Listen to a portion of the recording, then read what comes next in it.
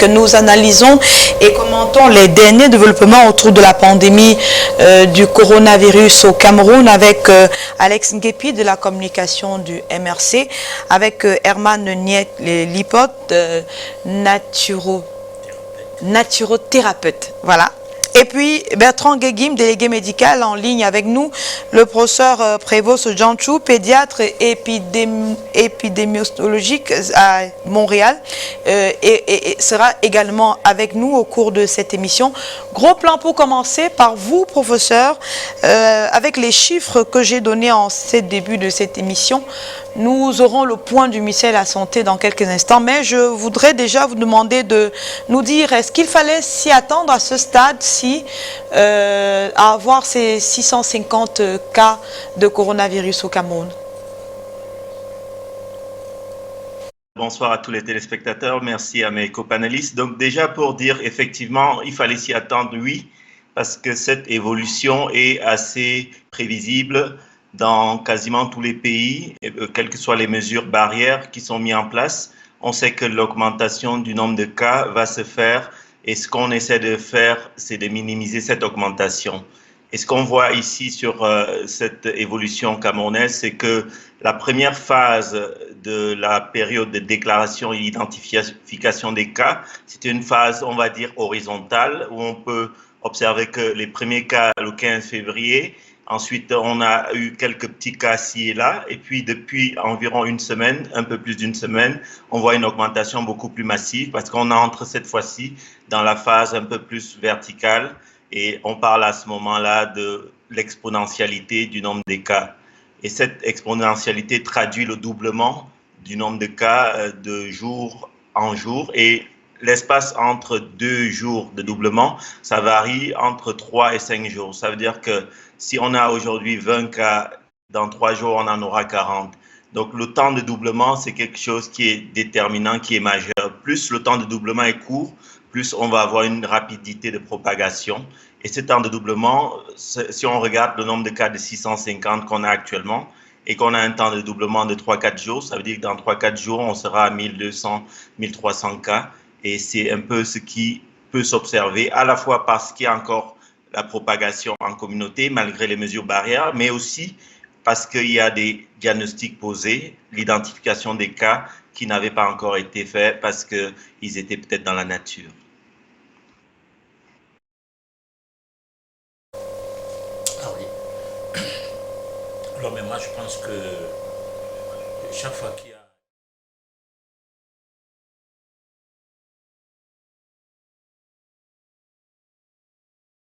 nous explique exactement de quoi il est question. Parce que l'explication qu'il vient de donner, je suis d'accord avec, mais ça a quelle base scientifique également, exactement.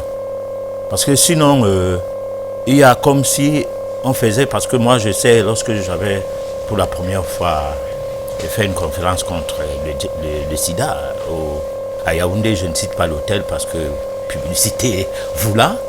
Alors, le corps médical officiel, c'est-à-dire un Français qui travaillait pour le compte de l'Institut Pasteur de Yaoundé là, il est venu à la conférence et il parlait du fait de la prévalence. Et là, il parlait, il avait dit quoi par rapport à ce que l'assistance devait entendre. Il avait bien dit que la prévalence, ça veut dire que c'est quelque chose comme une estimation. D'accord. Bon, mais maintenant,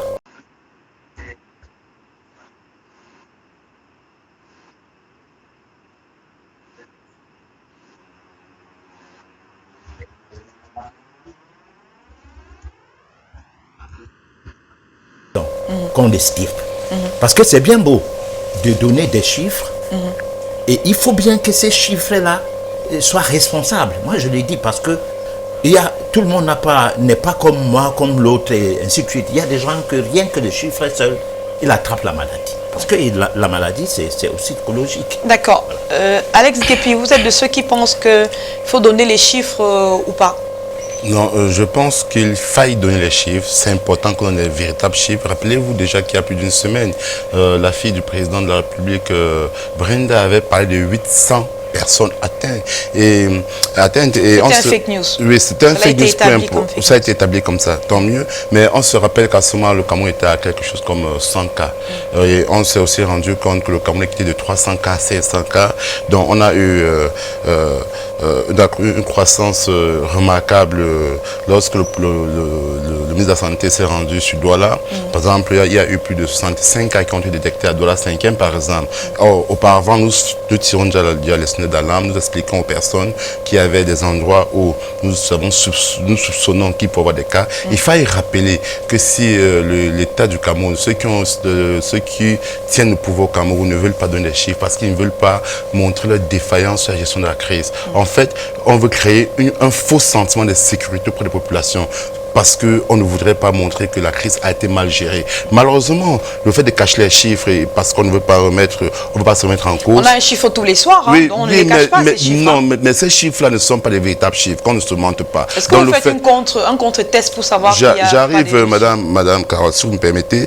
Je voudrais donc faire comprendre que l'État crée un faux sentiment de sécurité. Et quand c'est un faux sentiment de sécurité, les populations pensent que cette maladie n'est pas encore réellement implantée au Cameroun.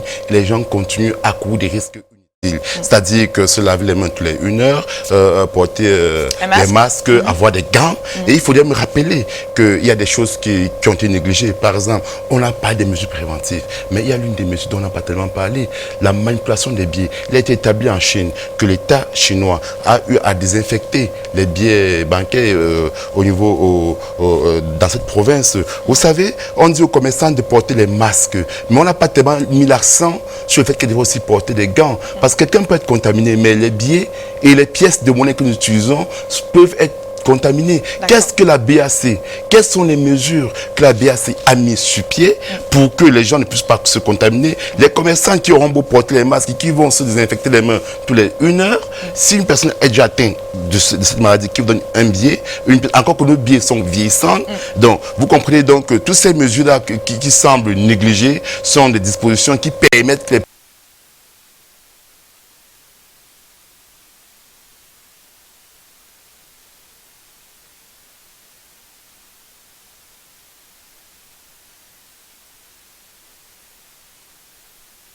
que si les mesures d'accompagnement sont effectives. Alors, professeur Djanchou, vous avez entendu les réserves formulées autour des chiffres. Est-ce que cela se passe comme ça dans toutes les épidémies, ou alors, comme c'est une pandémie, c'est-à-dire ça sévit, le coronavirus sévit un peu partout dans le monde, est-ce qu'il y a les mêmes réserves qui sont formulées sur les chiffres partout ailleurs dans le monde?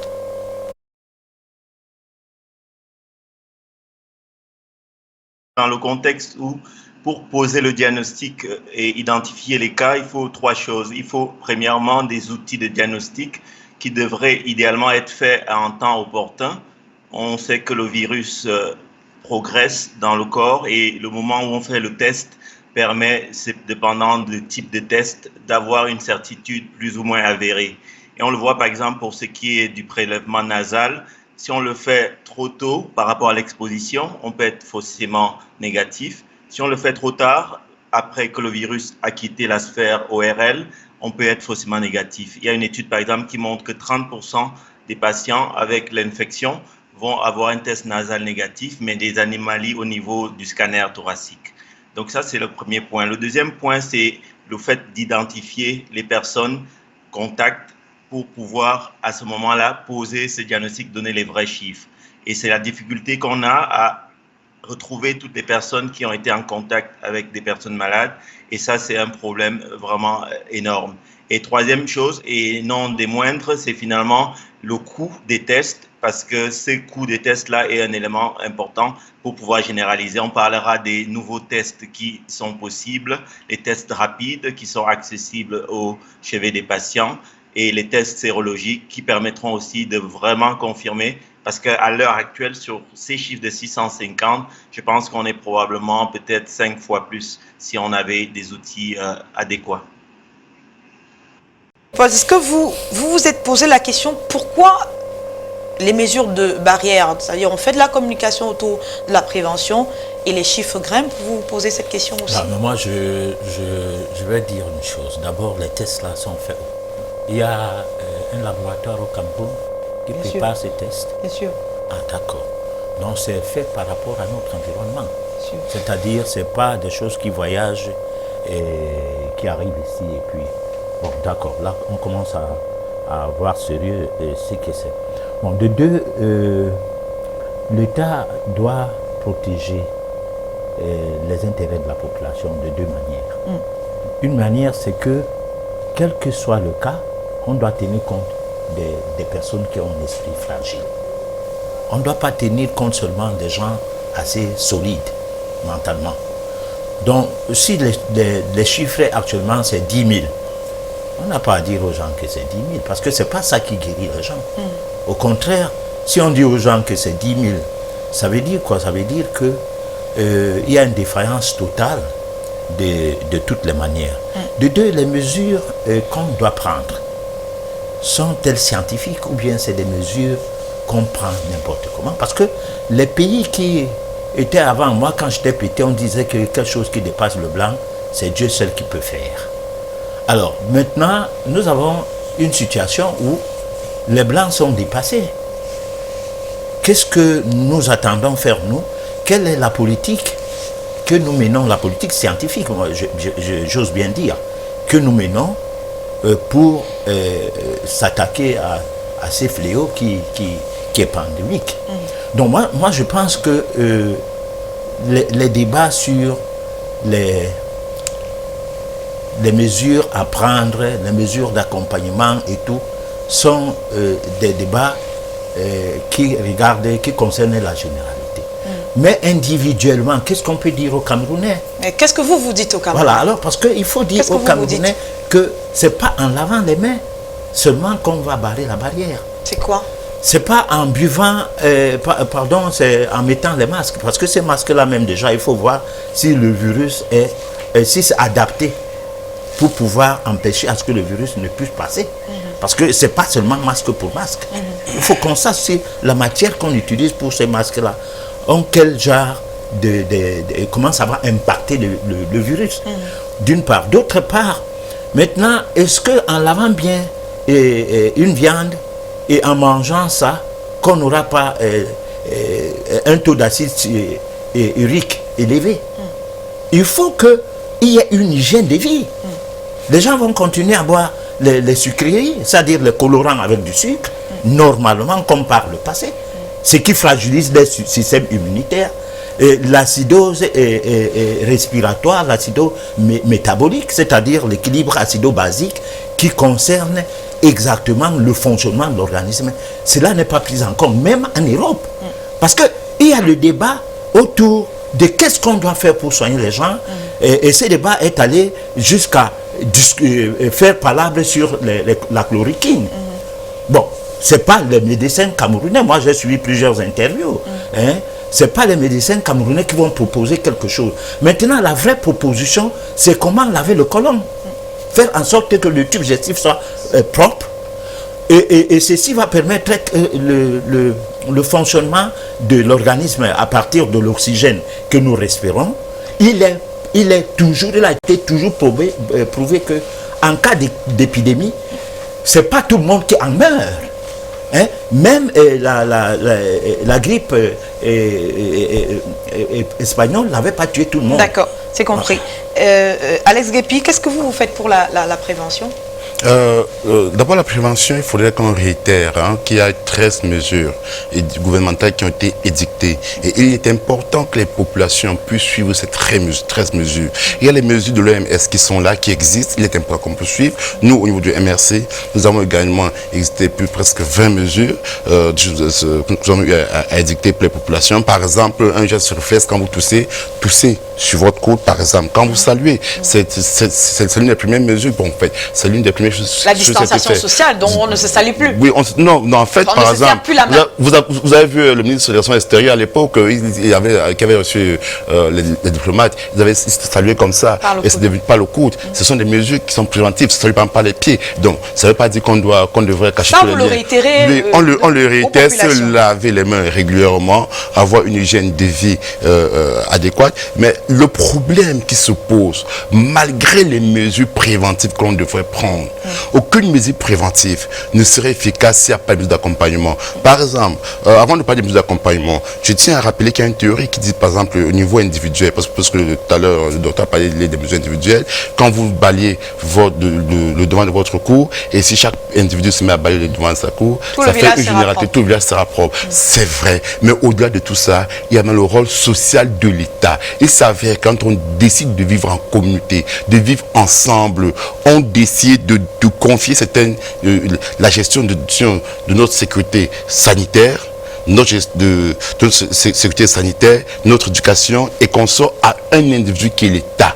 Si je parle l'individu, je vais parler ensemble, le corps qui est le peuple. Donc, le peuple désigne des personnes qui sont en charge de cela. Donc, ces personnes devraient prendre des mesures sociales adéquates afin de réduire le risque de contamination. Maintenant, la question qu'on se poserait, c'est que, est-ce qu'on peut prendre 13 mesures sans mesures d'accompagnement? Cela marche, je dis faux. Voilà pourquoi est-ce que les 13 mesures qui ont été prises n'arrivent pas à fonctionner. Pour vous, c'est les limites. Parce qu'il n'y a pas des mesures d'accompagnement en amont ni en aval. Donc, il serait pour important. Terminer, je vous en prie. Je vais bien entendre Bertrand Guény sur la question. Si vous me permettez, donc, il serait donc important que l'État fasse tourner la planche à biais, et que l'État, avant de prendre une mesure, puisse d'abord mettre sur pied des mesures d'accompagnement réelles afin que les masses puissent en profiter. Bertrand Guény, bonsoir. Merci de nous rejoindre dans ce débat où nous parlons des mesures préventives, les mesures barrières contre le coronavirus au Cameroun. Nous avons constaté en début qu'il y a plus de 650 cas. Ce sont des chiffres du ministère de la Santé, des chiffres qui sont susceptibles de changer puisque nous attendons toujours le dernier point du ministère de la Santé. Première évaluation pour vous, qu'est-ce qui manque pour que ces mesures soient efficaces? Bonsoir Carole, bonsoir à tous les téléspectateurs de Canal 2 et des panélistes qui sont sur le plateau. Vous voyez, je suis en confinement. À cause du confinement, je n'ai pas pu répondre à votre invitation, mais je suis là par la magie de la technologie. Alors, avant de parler un peu de ces mesures, j'aimerais d'abord vous dire que j'appartiens à le corps des délégués médicaux du Cameroun, et nous avons décidé de soutenir les pouvoirs publics d'une façon bénévole en apportant notre contribution à lutter contre cette maladie, en faisant du téléconseil, en produisant des messages en langue que nous allons diffuser dans tous les réseaux, en faisant ce qu'on appelle la veille communicationnelle et, si possible, en faisant des descentes sur le terrain. Alors, lorsqu'on revient un peu sur les mesures du Cameroun, il faut comprendre qu'on ne peut pas faire un copier-coller par rapport à ce qu'on voit ailleurs, parce que chaque pays a ses spécificités. La première chose que je vais dire, c'est déjà bien, très bien, ce que le ministre de la Santé fait, de faire le décompte tous les jours de la situation qui est sur le terrain. Et la deuxième chose, on demande le confinement. C'est vrai que les gens, on parle du confinement total, et il faut que les gens comprennent que pour faire un confinement total, il faut avoir les moyens qu'il faut pour pouvoir davantage encadrer la population. Et ce n'est pas aussi évident. Dans un post que j'ai publié il y a juste quelques jours dans les réseaux sociaux, je disais que nous ne pouvons pas aussi utiliser l'arme de la planche à billets, comme on voit la BCE ou bien les autres banques centrales faire. Nous ne pouvons pas parce que nous n'avons pas cette autonomie, dont l'État ne peut utiliser que ses moyens propres pour pouvoir résoudre le problème. Et je pense que pour l'instant, l'État, avec ses moyens, est en train de faire ce qu'il peut faire en sensibilisant davantage les gens, en demandant aux gens de prendre des mesures, de se laver les mains, d'utiliser les masques et en fait d'éviter les milieux où il y a beaucoup de gens. Moi, je pense qu'avec les moyens que l'État a maintenant, l'État est en train de faire tous les efforts et nous saluons l'action, surtout du ministre de la Santé, qui montre en réalité qu'il y a encore des gens qui peuvent faire de grandes choses dans ce pays. Et je pense que ce ministre-là ne dort pas. Tous les jours, il réfléchit.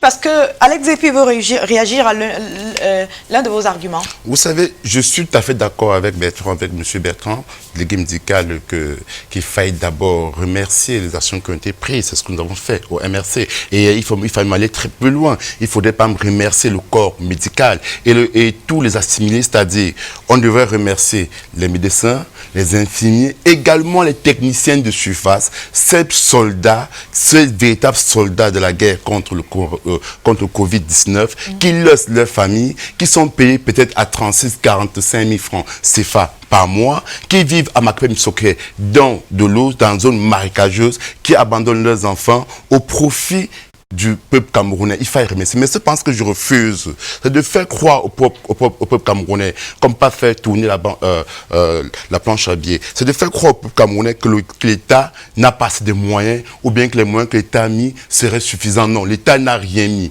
L'État a mis sur pied 1 milliard de francs CFA, 40 francs par Camerounais. C'est une insulte.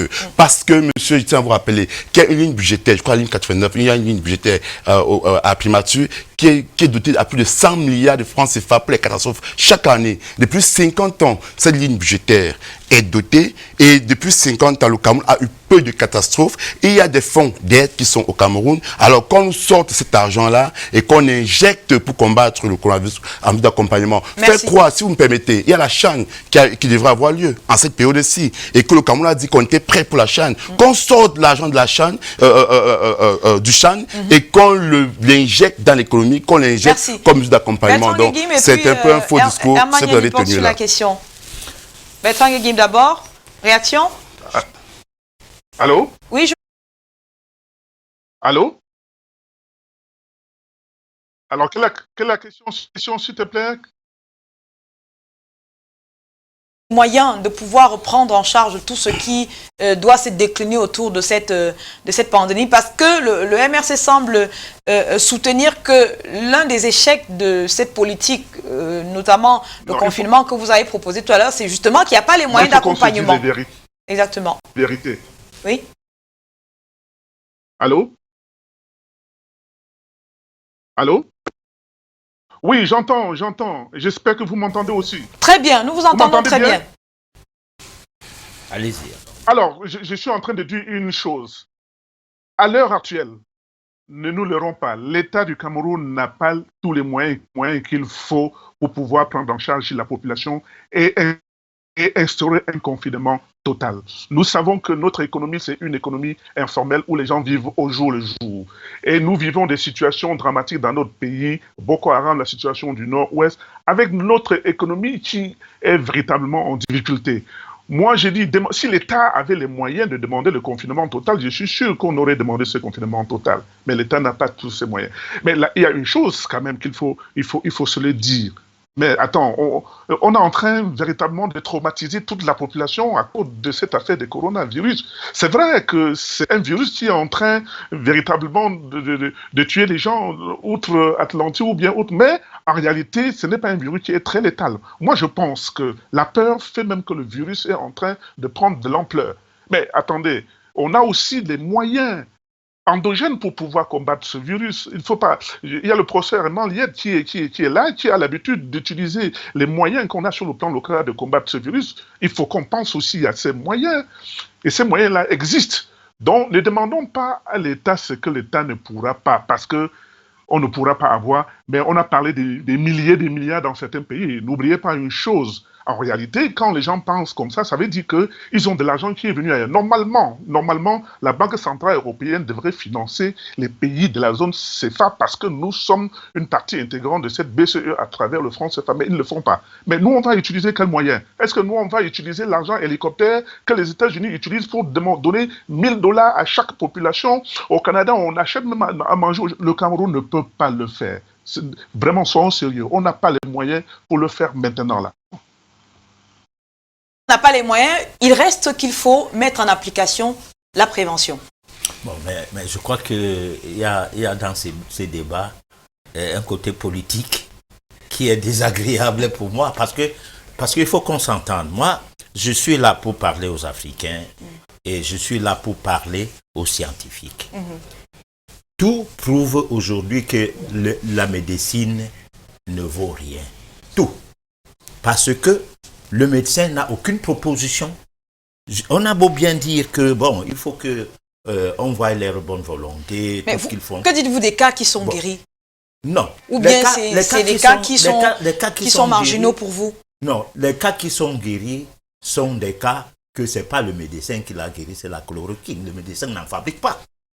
Il faut que l'Africain ait l'âme de quelqu'un qui est intellectuellement formé. Lorsque tu es un scientifique, que tu as un doctorat, tu ne dépends pas d'un système. Hein? L'Afrique doit aujourd'hui avoir des intellectuels qui sont purement africains. Il y a la brousse. On nous dit que 90% ou 80% des médicaments passent par la végétation. Quelle est la chose qui empêche que les intellectuels africains aient la même mise sur une certaine manière de fabriquer un produit et qu'en temps d'épidémie, on agisse? Parce que si on va toujours dire l'État a fait les écoles. Les gens ont les diplômes dedans. Hein? Mais l'État est responsable de la politique globale, notamment la recherche scientifique, notamment l'investissement et tout le reste. Non, quand il faut maintenant mettre la politique dans une situation de pandémie, on perd le temps. Parce que qu'est-ce qui peut être d'urgence là maintenant?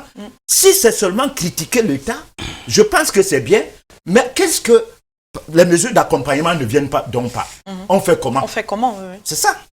Oui, Alex Zikpi. Oui, qu'est-ce qui serait urgent? Oui. Je préfère C'est ça, c'est ce que moi je suis en train de l'urgence, dire, monsieur. On dit au Cameroun, la Côte d'Ivoire a donné 500 milliards, le Sénégal 1000 milliards de francs CFA. L'urgence, on dit au Cameroun, on vous donne 40 francs par Camerounais, minimum, on vous donne 40 francs, et on vous dit, lavez-vous les mains, portez les masques. On va être dans cet ordre-là du Cameroun. Lavez les mains, portez les masques. Mais monsieur, il y a des serveuses, des personnes qui travaillent dans les snacks, et qu'à 18h, ces snacks peuvent pas offrir, n'est-ce pas? Elles n'ont pas d'emploi. Alors, pour qu'on se lave les mains, il faudrait bien qu'on ait de l'eau chez soi qui coule abondamment. Pourquoi est-ce que l'État du Cameroun ne prend pas en charge le paiement des factures de ces personnes qui travaillent, le paiement des factures des camboateurs? Je voudrais dire... Ce qu'il essaie de vous dire, c'est qu'ailleurs où ça s'est fait, ça n'a pas freiné la pandémie. Non, j'arrive vers cela, mais que faire? Donc, que faire? Comment est-ce qu'il est possible qu'on se lave les mains si déjà ces personnes qui travaillent dans des snacks et qui se retrouvent, les gens de maison, qui se trouvent confinés parce que l'État a demandé qu'ils restent chez eux, lorsqu'on va couper l'eau chez ces personnes-là, comment vont-ils faire pour se laver les mains? Donc, l'une des mesures appropriées serait que l'État dise aux Camerounais, nous allons payer les factures d'eau et d'électricité de tous les Camerounais. Voilà un geste fort. Par exemple. Je réitère ceci. Ce que Herman Nyedlipo semble dire, c'est que ailleurs où ces mesures ont été prises, ça n'a pas freiné la propagation de la pandémie. Et aujourd'hui, ce qui est recherché, c'est les éléments pour freiner la propagation de la pandémie, ou tout au moins la solution à cette pandémie. D'où son inquiétude dans la politisation du débat. C'est bien beau de poser les problèmes de prise en charge, mais est-ce que ça aide à résoudre le problème maintenant? Lui répond non. Vous répondez quoi? Écoutez, Madame Carole, que je vais peut-être le décevoir, il faudrait qu'on aborde ça sur le thème purement scientifique, mais il devrait comprendre que si la recherche camerounaise n'avance pas, si au niveau, tout à l'heure, il a fait une remarque importante en disant que tous les médicaments venaient à partir de la nature et qu'on sort. Pourquoi c'est dans le Cameroun qui en dispose tant, on ne peut pas faire de la recherche dessus? Parce qu'effectivement, le politique n'a pas pris cela en compte.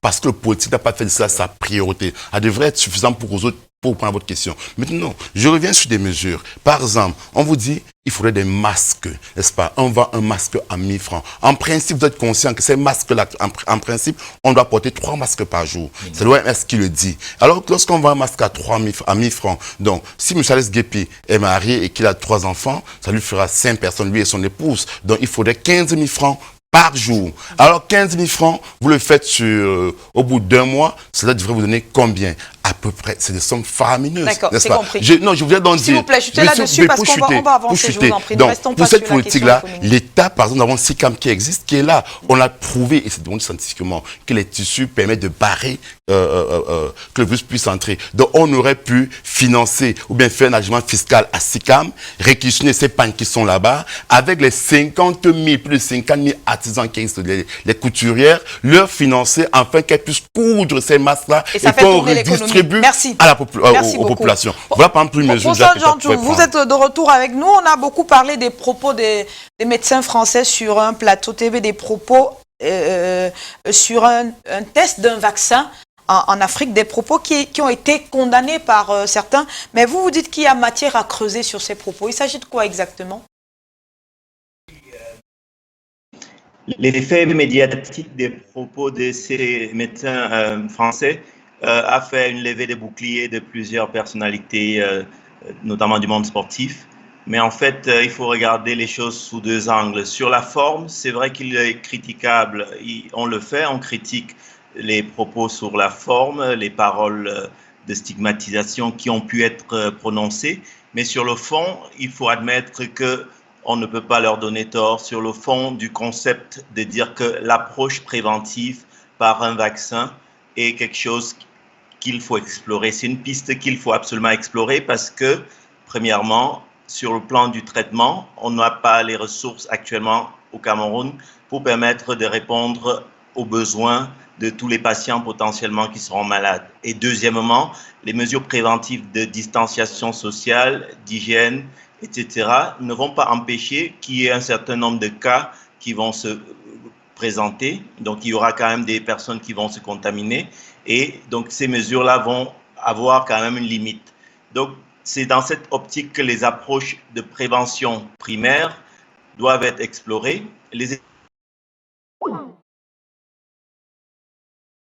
Jantou, est-ce que vous êtes favorable à un vaccin en Afrique, Emmanuel Lippert? Qui va fabriquer ça? Si les Occidentaux le fabriquent... Mais attends, mais ce sont nos amis. Parce qu'il faut qu'on commence à être très sérieux. Mais apparemment, c'est comme si les Africains ne comprennent pas encore qu'après l'esclavage, arrivait la colonisation. Après la colonisation, arrive la néocolonisation. Le système scolaire est avantageux à ces commerçants-là qui mettent un programme scolaire, que ce programme scolaire a pour but de rester dépendant de ces gens-là. Bon, maintenant, le vaccin, même les vaccins qui existent, font polémique en Europe, en France, par exemple, lorsque Macron monte là.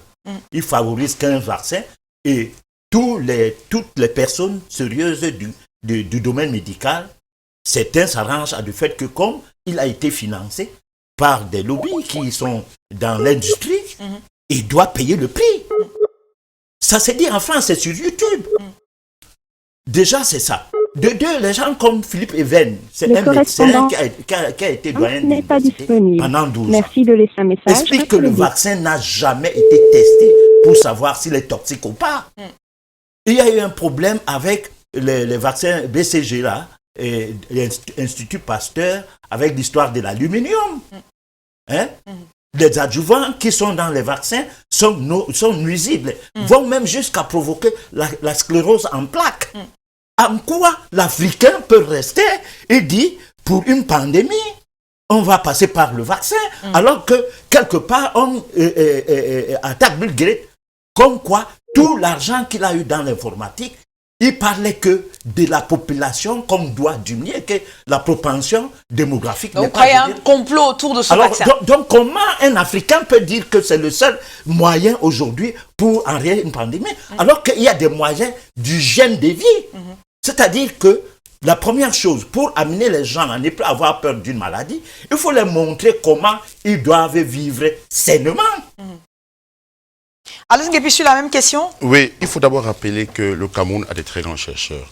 Même si ils ne sont pas mis au devant de la scène, il fallait même rappeler qu'à une certaine époque, l'Université Yaoundé 1 a failli recevoir un prix Nobel sur la recherche scientifique, évidemment. Malheureusement, là où on devrait se plaindre, c'est que ces chercheurs-là, il n'y a pas des mesures de financement adéquates pour qu'ils puissent vraiment faire leur travail. Et ça se renvoie encore, désolé, monsieur à mon panéliste, au problème de financement, au problème d'ordre politique. Malheureusement, vous vous rendez compte que tout revient sur le politique. Mais je vais quitter l'ordre politique en disant, d'après des recherches qui ont été menées et que vous le savez très bien, on a remarqué que les enfants étaient moins atteints par rapport au Covid-19 et que jusqu'à présent, apparemment, il y aura quelques enfants, bien un enfant qui sera décédé en Chine parce qu'il aurait une santé fragile. On a aussi remarqué aussi que certains groupes sanguins résisterait mieux au Covid-19, par exemple. Il y a des recherches assez poussées dessus. Alors, ça fait naître une supposition que le BCBG, le vaccin contre la tuberculose, serait un vaccin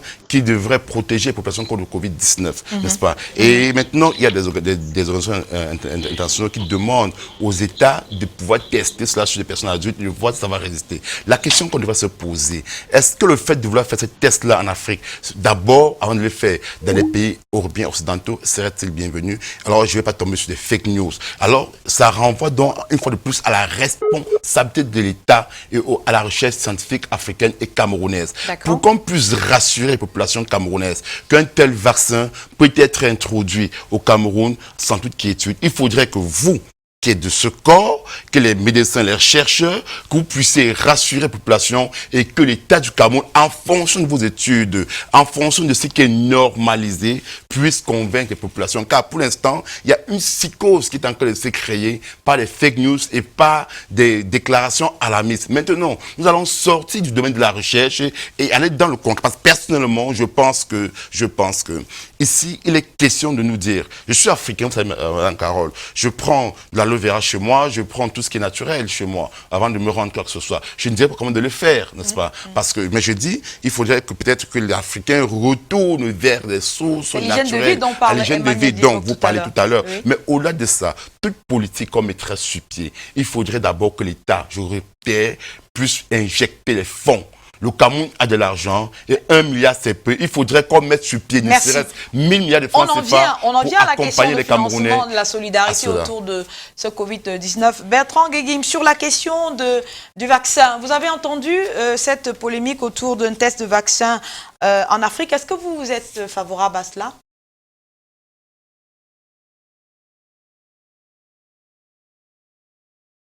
Autre solution qui n'est pas la solution de fabrication de vaccins ou bien de médicaments. Moi, j'aurais penché beaucoup plus vers les médicaments parce qu'aujourd'hui, il est prouvé que la très vieille chloroquine est en train de soigner cette pathologie. Pourquoi ne pas aujourd'hui vulgariser cela et de dépister les gens à mal et leur donner de la chloroquine? Moi, je pense que c'est la piste qu'on devrait davantage suivre dans notre pays que de courir vers le vaccin parce qu'aujourd'hui, les vaccins, on ne connaît pas l'inutilité de ces vaccins. On dit que les premiers vaccins seront disponibles dans quelques mois. Maintenant, ces vaccins ont été testés quand je me dis il faut faire attention. Mais il revient maintenant à chaque État, parce qu'on a quand même des laboratoires de contrôle. Si demain on ne sait pas, il y a un vaccin qu'on contrôle pour savoir exactement ce qu'il y a dans ce vaccin avant de prendre ce genre de risque, parce qu'en réalité, le gros risque, ce n'est pas toujours chez nous. Donc, la polémique est là, mais il revient à chaque État d'une façon responsable de protéger sa population et de ne pas toujours rejeter en bloc ce qu'on dit, mais de pouvoir savoir exactement ce qui est là, quel est le but de cela, quelle est même la solution qui est appropriée pour sa population pour lutter contre cela et screener aussi sur le plan local les moyens qu'il faut pour lutter contre cette maladie. Moi, je pense qu'en le faisant, ici, l'État sera davantage responsable que de rejeter et de dire il y a la polémique, il y a un complot. Pour moi, je ne vois pas très vite cela, ça peut exister, mais soyons quand même réalistes, déposons le pied au sol et voyons les choses d'une façon claire. De la réponse purement camerounaise ou africaine à cette pandémie, est-ce que vous avez l'impression que les chercheurs y travaillent surtout sur le plan local, parce qu'on a entendu parler des expériences concluantes menées ailleurs, notamment au Burkina Faso, au Bénin. Canal 2 a fait le tour de ce qui se fait déjà en Afrique. Est-ce que quand vous observez notre microcosme scientifique, vous avez l'impression que une réponse avec les herbes et tout ce qui se fait au Cameroun est possible? Ben, moi, je vous dis que la recherche locale n'apporte pas très grand-chose parce que le ministre nous a dit qu'on peut fabriquer la chloroquine au Cameroun, mais elle oublie que pour fabriquer la chloroquine, il faut avoir le principe actif. Et le principe actif ne se ramasse pas. Et sur le marché, ce n'est pas parce que tu veux le principe actif qu'on va te vendre. On connaît l'expérience du laboratoire, que je ne cite pas le nom à Douala, qui a voulu fabriquer les produits localement. Et à un moment donné, ils n'ont pas eu de principe actif. Ils ont été obligés de vendre ce laboratoire aussi à des Tunisiens. Dans ce monde pharmaceutique, ce n'est pas toujours évident parce qu'on n'entre pas là, parce qu'on veut entrer. C'est une affaire véritablement de gros sous. Et comme j'ai dit auparavant, ne demandez pas à l'Occident de trouver une autre solution à votre place. Nous-mêmes, on peut utiliser nos moyens, faire la recherche locale pour pouvoir trouver une solution pour lutter contre le coronavirus. Et je dis bien, on est en train de stresser trop la population. Je ne dis pas que ça ne tue pas, mais en respectant quelques mesures, en restant véritablement, en gardant le moral haut, en augmentant ses vibrations. Il y a un professeur qui est là, qui comprend ce que je dis. Et on comprend sur le plan africain pourquoi les enfants ne développent pas cette pathologie. Et il sait, les enfants ne développent pas parce qu'ils ont un corps éthérique développé et qui peuvent transformer tout ce qui est mauvais en bien. Pourquoi on ne travaille pas là-dessus? Moi, je pense que l'Afrique est capable de trouver des solutions. Pour lutter contre cela, ne faisons plus trop peur aux gens. Oui, ça tue, mais ne faisons plus trop peur aux gens. Alex Guépi, on fait peur aux gens? Non, pas forcément. Je tiens à revenir encore sur le vaccin. Oui. Il a très bien expliqué. Aujourd'hui, on est dans une guerre commerciale. Et l'industrie pharmaceutique, ils ne peuvent nous proposer autre chose que les vaccins et les médicaments. Aux Africains de proposer des solutions alternatives. Il faudrait qu'on se dise, par la chloroquine qu'on parle, c'est plus français et américain. Par exemple, les Chinois prétendent qu'ils ont une autre molécule qui soignerait le Covid-19. La Russie fait pareil. Vous avez par exemple Cuba qui fait pareil. Donc, aujourd'hui, il faudrait que les gens se disent qu'au sortir de cela, l'industrie pharmaceutique, il y aura un position de géostratégie qui va s'opérer et que l'industrie pharmaceutique, c'est eux qui risqueront d'avoir le dernier mot si les États africains, si chaque État ne se prend pas en charge et ne trouve pas des solutions adéquates pour sortir de cette crise-là. Sinon, au final, ce sera une question purement économique et ce sont les grands fabricants de médicaments qui sortiront vainqueurs. D'accord. Bertrand Guégué, vous qui êtes dans le milieu, vous êtes dans le champ pharmaceutique, médical globalement, est-ce que c'est toujours une guerre de lobby et de positionnement autour de la recherche et de la promulgation ou bien de la propagation ou la mise à disposition, c'est le bon mot, d'un traitement pour une pandémie comme celle-là?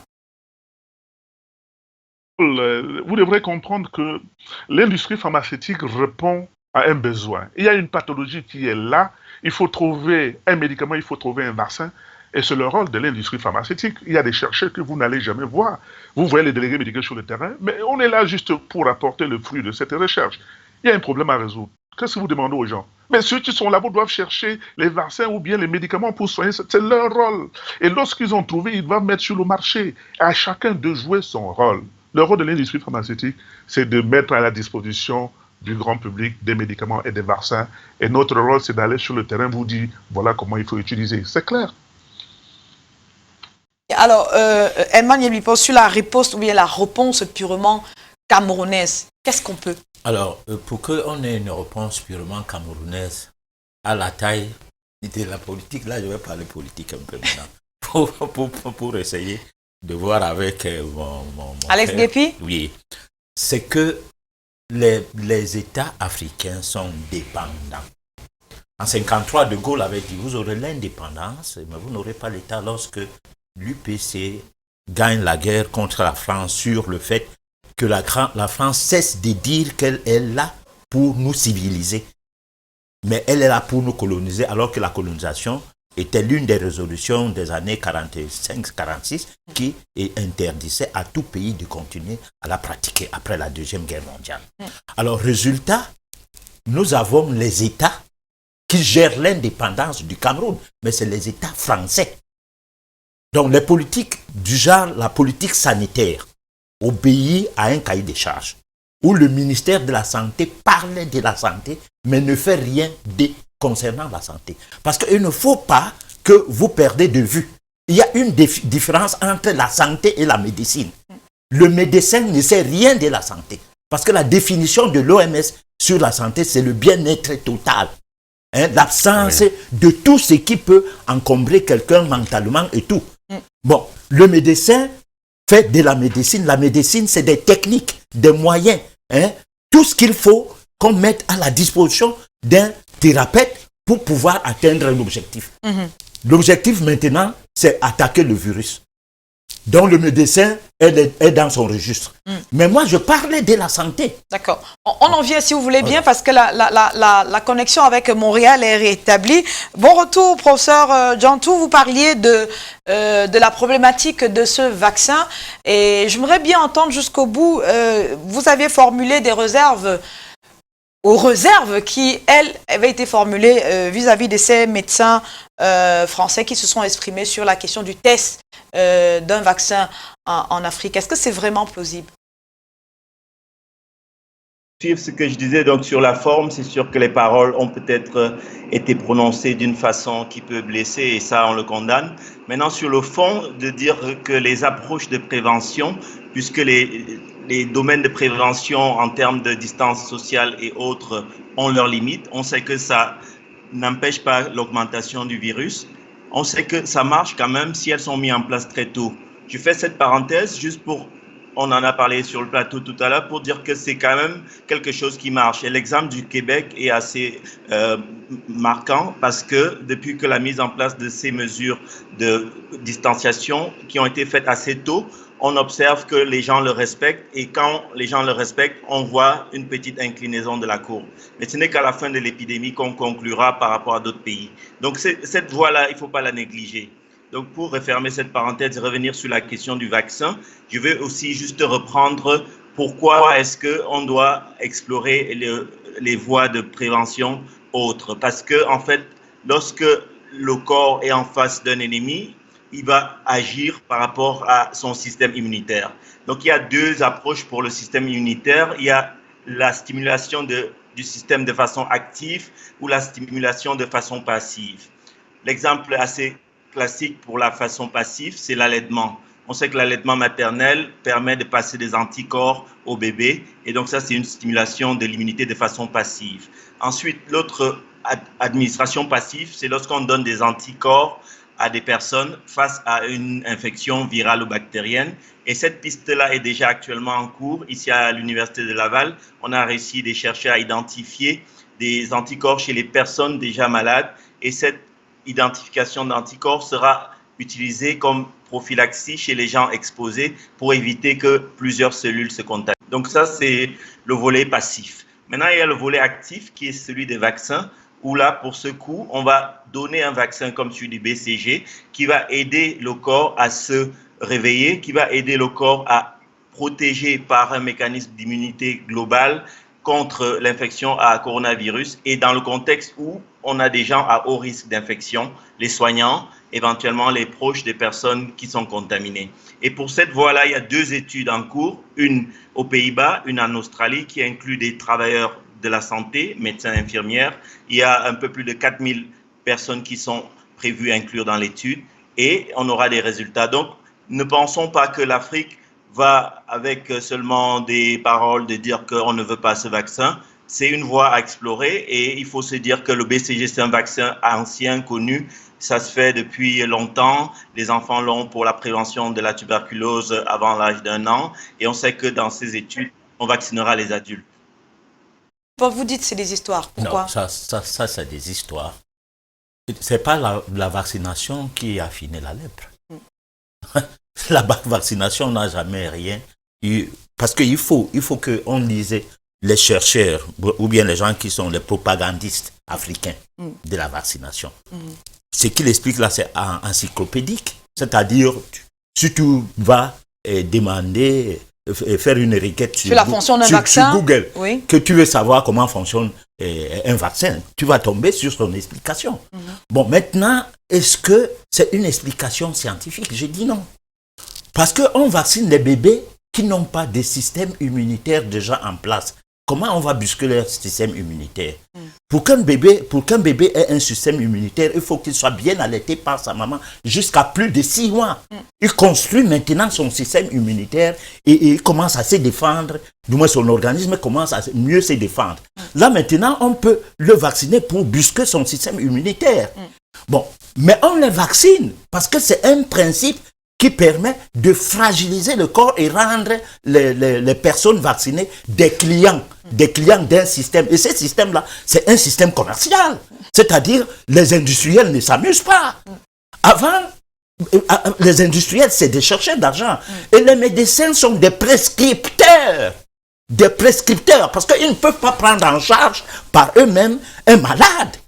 Puisque on les forme pour prescrire le médicament. D'accord. Professeur, vous comprenez les réserves formulées sur la pertinence du vaccin? Je pense que les vaccins dont on parle, c'est un vaccin pour les personnes qui sont à haut risque d'infection. Ce n'est pas les bébés, on ne parle pas de vacciner les enfants. On parle ici de vacciner les personnes pour qui le risque d'attraper le coronavirus est élevé et cette vaccination-là va booster le système immunitaire pour le protéger contre des formes graves qui vont conduire à la réanimation.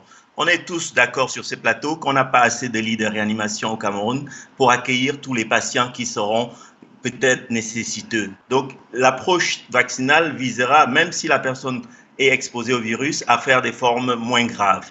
Et pour ça, s'il y a d'autres alternatives comme des plantes ou autre chose, il faut le tester. Moi, je pense que l'heure n'est plus au débat théorique, l'heure est à dire agissons, mettons sur pied des actions qui sont de l'ordre de la prévention parce que ça peut aller très vite. La courbe épidémique qu'on voit va augmenter et c'est vraiment important que nous, soignants, professionnels de la santé, essayons de taire les fausses nouvelles, comme on voit circuler des vidéos où on dit qu'on est déjà en train d'attraper des enfants au Sénégal pour les vacciner ou bien à Abidjan. On ne parle pas ici de vacciner les enfants. Le BCG se fait dans le contexte de la prévention de la tuberculose et il ne faut pas que ces messages-là empêchent aux gens de continuer à vacciner leurs enfants. Je pense que c'est vraiment important. Mais vous proposez quoi? Ouais, mais vous proposez quoi? C'est-à-dire, il y a un problème. Hein. Nous sommes en guerre. Là, maintenant, on dit attaquons l'ennemi. Là, je suis d'accord avec ce qu'il dit là. Oui. D'accord. Mais il y a aussi que la vaccination et la prévention passe par l'hygiène de vie. Si vous aviez un côlon propre, parce que n'oublions pas une chose, aujourd'hui, il y a les neuro-gastro-entérologues qui devraient être privilégiés dans les conseils alimentaires. Parce que le vaccin ajoute un taux d'acidité. Et le virus en question est dans le taux d'acidité très élevé. Alors, je me pose la question. S'il faut passer par la prévention en utilisant une arme qui va encourager, du moins qui va renforcer, parce que nous sommes en train, parce qu'il y a le pH, c'est-à-dire ce qu'on appelle l'équilibre acido-basique. Là, nous sommes vraiment dans la science qui rentre dans le domaine où le médecin explore le moins. Et que les industriels bluffent les médecins dans la formation. Nous ne pouvons pas dire que la maladie qui touche le côté respiratoire, c'est l'acidose pulmonaire. Derrière ça, il y a l'acidose métabolique, c'est-à-dire l'ensemble du fonctionnement de l'organisme, qu'il faut tout réguler pour retrouver un pH normal. Donc, le message, donc c'est juste qu'il devrait être que lui, il dise, comment organiser son bien-être. Moi, je voudrais qu'il dise que le vaccin, là, va comment rétablir l'équilibre acido-basique. Par contre, si, par exemple, on privilégiait le passage des études dans le sens à ce que le quotidien de chaque personne qui est censée tomber malade ou qui n'est pas malade pour le moment va en sorte que les aliments qu'il mange soient alcalins, beaucoup plus que acidiques. D'accord. Alors, on se retrouverait sur une base de vaccination sérieuse. Mais sauf que là je reviens, avant de chuter, c'est que l'État a donc des difficultés. Parce que ces difficultés, c'est quoi? C'est qu'on a laissé pourrir la société avec des produits de consommation industrielle. Par exemple, la sucrerie, qu'on appelle les jus, les hamburgers, les produits alimentaires qu'on achète dans les boulangeries et tout, qui fait en sorte qu'en cas d'épidémie, les systèmes immunitaires ont donc besoin qu'on les renforce. D'où le jeu de la vaccination. D'accord. Bon, maintenant, je dis, corrigeons ça. D'accord. Professeur, vous êtes d'accord sur renforcer les mesures préventives parce qu'on est en train de sortir de ce débat. Le vaccin, oui, mais est-ce qu'il ne faudrait pas aussi insister sur la question du bien-être des populations maintenant? Je suis d'accord sur le principe que tout ce qui contribue à un système immunitaire en bonne santé, il faut le mettre en place. Il faut penser à bien manger et ça rejoint la question tout à l'heure, un de nos panélistes parlait de l'importance d'avoir accès aux ressources alimentaires. Et ça, il faudrait penser à que les populations puissent s'alimenter correctement. Ce n'est pas par plaisir que les gens mangent la junk food. C'est parce que beaucoup, dans la situation du Cameroun, n'ont pas accès à un régime alimentaire adéquat. Et ça, c'est vraiment quelque chose que dans ce contexte, il faut les aider, il faut contribuer, il faut cotiser pour qu'ils arrivent à avoir un bon repas. Bien manger, bien dormir, faire de l'activité physique, même si on est en confinement, tout ça, ça contribue à maintenir un système immunitaire en bonne santé. Tout à l'heure, il a parlé du microbiome intestinal et ça, c'est important parce que tous ces facteurs jouent sur le microbiome intestinal. Mais il faut se dire que le plus important dans toutes ces mesures-là, c'est d'essayer de diminuer le contact avec le virus Et ceux qui ne peuvent pas, parce que les travailleurs de la santé, je reviens dessus, je suis vraiment désolé parce qu'il y en a beaucoup qui meurent sur le front du combat. Il faut penser à leur donner plus que ça. Il n'y a pas juste le sommeil, l'alimentation, parce qu'ils ne dorment plus, ils sont fatigués, ils ne mangent pas, ils sont sous tension. Il faut penser à leur donner des outils pour qu'ils continuent à soigner. Et on pense que s'il y a d'autres alternatives, s'il y a des essais médicamenteux, s'il y a des essais de plantes, s'il y a des essais vaccinaux, il faut leur donner cette opportunité. 20 à 30%, voire 50% sont contaminés. Et si on pense que 5 à 10% vont décéder, faites le compte, ça fera beaucoup. Ça, on est en train de terminer. Merci beaucoup d'avoir assisté à ce débat. S'il y avait un dernier mot à retenir, on est à 658 cas exactement ce soir au Cameroun. S'il y avait une dernière chose à dire aux populations camerounaises, ce serait quoi? En 30 secondes, s'il vous plaît. Ce serait de rester confiné et ne portez le masque si vous sortez et si c'est vraiment nécessaire. Parce que ça marche. Ici au Québec, le confinement, les gens respectent. Il y a des données Google que je pourrais vous envoyer, vous pourrez partager, qui montrent qu'au Québec, les gens respectent le confinement. Et ça, c'est très facile que le système, avec tout ce qu'on connaît, des façons d'observer les populations, on peut utiliser des satellites ou autres, mais on peut suivre le confinement. Et si les gens respectent ça et qu'il y ait des mesures d'accompagnement ou des mesures de cotisation sociale, je sais qu'il y a un appel de fonds qui a été lancé par le professeur Camto. Je les encourage, la population, à contribuer. Moi-même, j'ai contribué parce qu'il faut aider, il faut que ces mesures d'accompagnement donnent quelque chose. Voilà, c'était mon dernier mot. Professeur, justement, Alex Guépi, le Fonds de solidarité, on est à 30 secondes de la fin de cette émission. En 30 secondes, justement, vous encouragez la solidarité. C'est pour faire quoi que vous mobilisez? Vous savez, comme ça le MRC a lancé un fonds de solidarité. C'est un fonds souverain qui a été lancé parce que l'État est défaillant. Il faudrait rappeler que... L'État a lancé son fonds non. aussi. Hein. Écoutez, Madame Carole, l'une ne peut se substituer à l'État. L'État a mis sur pied 1 milliard de francs CFA. Nous aurions aimé que l'État mette sur pied 1000 milliards de francs CFA, que l'État prenne en charge le paiement des factures d'électricité et d'eau. Donc ce fonds de solidarité qui a été initié par le MRC, c'est un fonds de solidarité qui vise à venir en aide aux personnes les plus défavorisées et principalement au corps médical, c'est-à-dire aux infirmiers et aux auxiliaires de santé. Ceux qui peuvent faire ils pourront bien le faire. Mais je dis, nul ne peut se substituer à l'État. Il serait important que l'État joue son rôle. Et il n'y a pas que le MRC, parce que le PCRN a lancé sa collecte également. La députée Nourane Fossine qui a lancé sa campagne pour collecter 50 millions de francs CFA et venir en aide aux populations qui n'ont pas toujours de quoi manger et boire en ces périodes. Emmanuel Lipos, c'est salutaire aussi dans ce type de solidarité dans une pandémie comme celle-là. 30 secondes, s'il vous plaît. Oui, la solidarité, c'est que l'État associe tous les corps qui font dans les recherches dans le domaine de la santé, que ce soit dans le domaine de la médecine traditionnelle, la médecine alternative et tout, parce qu'on ne doit pas compter que sur les médecins. Exactement. Voilà. Et justement, SOS Médecins, le corps médical était sur ce plateau vendredi dernier et appelé à être soutenu parce que en front line, il n'y a pas toujours des casques, il n'y a pas toujours des masques, il n'y a pas toujours des gants pour se protéger. La fin de la propagation de ce virus dans notre pays passe aussi par cela. Merci messieurs d'être venus. Nous remercions Bertrand Guéguim qui était en direct avec nous sur ce plateau, professeur Prévost Jean Chou également, en direct de Montréal, Alex Guépi. Merci Emmanuel Lipon, merci d'être venu partager avec nous vos expériences. Je vous dis à demain et merci de rester en compagnie des programmes de Canal 2 International qui se poursuivent.